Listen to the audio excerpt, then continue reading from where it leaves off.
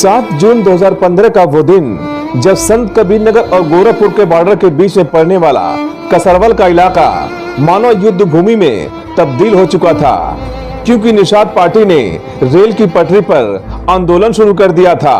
मामला बढ़ा, पथराव हुआ, गोली भी चली, जिसमें अखिलेश निषाद नाम के एक युवक की मौत हो गई थी। लेकिन आज 8 साल बाद भी 7 जून 2015 का वो दिन याद आ गया जब संत कबीरनगर जिले के मगहर कस्बे में स्थित महान सूफी संत कबीर की निर्माण स्थली परिसर में निषाद पार्टी के राष्ट्रीय अध्यक्ष और कैबिनेट मंत्री डॉक्टर संजय निषाद के द्वारा एक कार्यक्रम रखा गया था। और ये कार्यक्रम था उस आंदोलन की बरसी का, जिसमें अखिलेश निषाद को याद किया गया।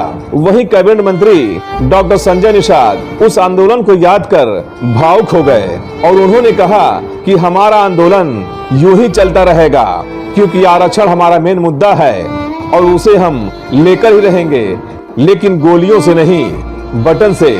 बटन का मतलब ओट की चोट से।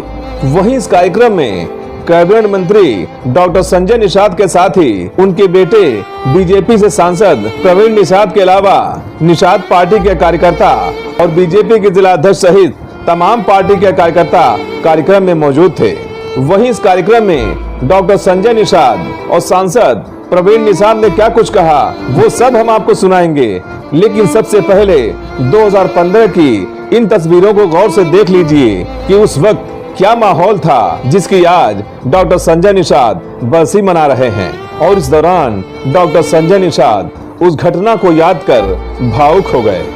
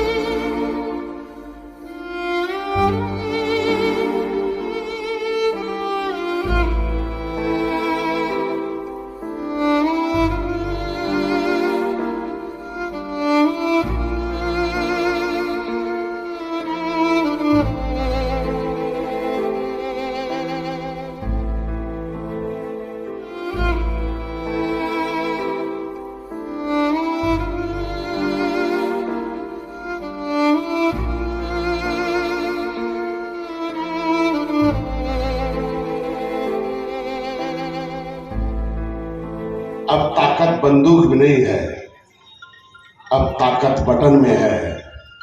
मेरा समाज बटन छूना बंद कर दिया, कांग्रेस हाथी साइकिल खत्म हो गई, मोदी जी को, योगी जी को दिल्ली लखनऊ में बैठा दिया। बगल के गांव में कितने तांडव मचाया था पुलिस वालों ने, वो बेचारे गए भी नहीं थे बगल वाले, खाली निषाद मोहल्ला होने के नाते उसमें चूल तोड़ दी गई। 1 महीने तक उनको अनाज नहीं लेने दिया गया। मैं कहता हूं कि पुलिस की फायरिंग से लेकर मेरी और मेरे साथियों की फरारी काटने के वो दिन मुझे याद है। मेरे इनकाउंटर के लिए ढूंढते हुए पुलिस वाले, मुझे याद है कसरवल आंदोलन में स्वर्गीय गोविंदा निषाद का महिलाओं के झुंड के साथ मुझे बीच में रखकर बाहर निकालना।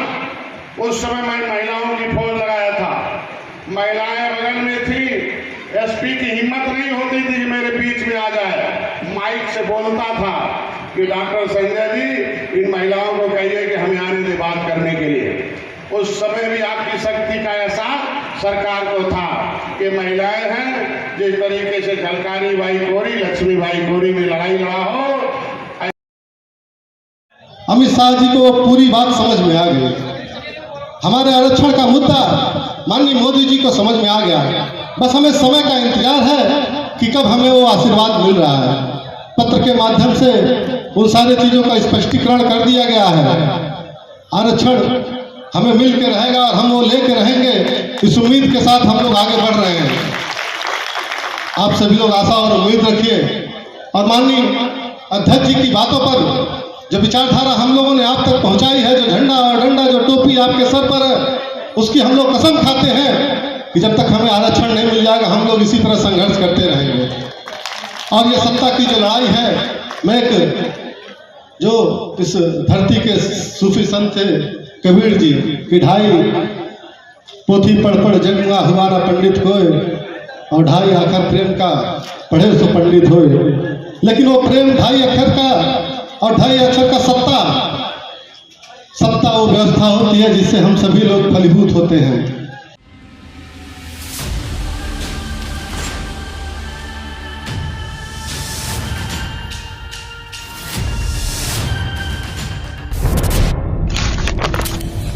जनहित से जुड़ी हर वो खबर जिससे आपका सरोकार हो, सटीक और निष्पक्ष खबरों का आपको इंतजार हो,